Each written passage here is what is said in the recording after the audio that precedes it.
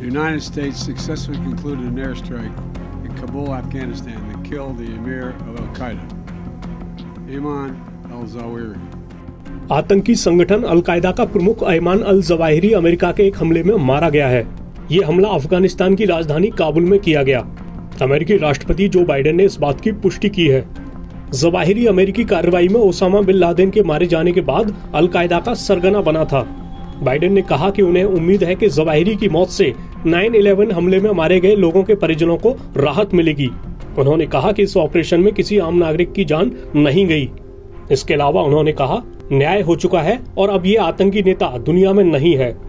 एक वरिष्ठ प्रशासक ने बताया कि जवाहिरी कई सालों से छुप रहा था, ऐसे में उसे ढूंढकर मार गिराने का ऑपरेशन धैर्य के साथ किए गए काम का नतीजा है।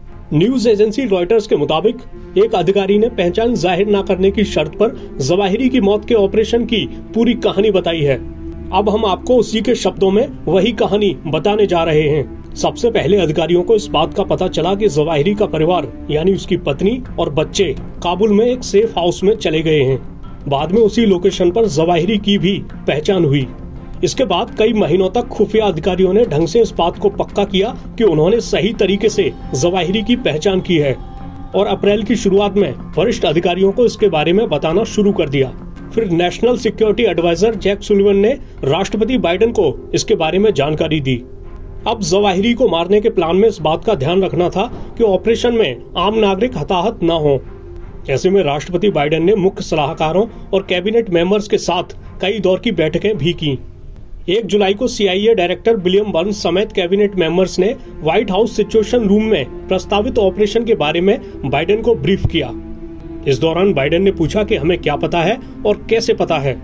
उन्होंने मौसम से लेकर उन तमाम पहलुओं के बारे में भी पूछा जो ऑपरेशन को प्रभावित कर सकते थे।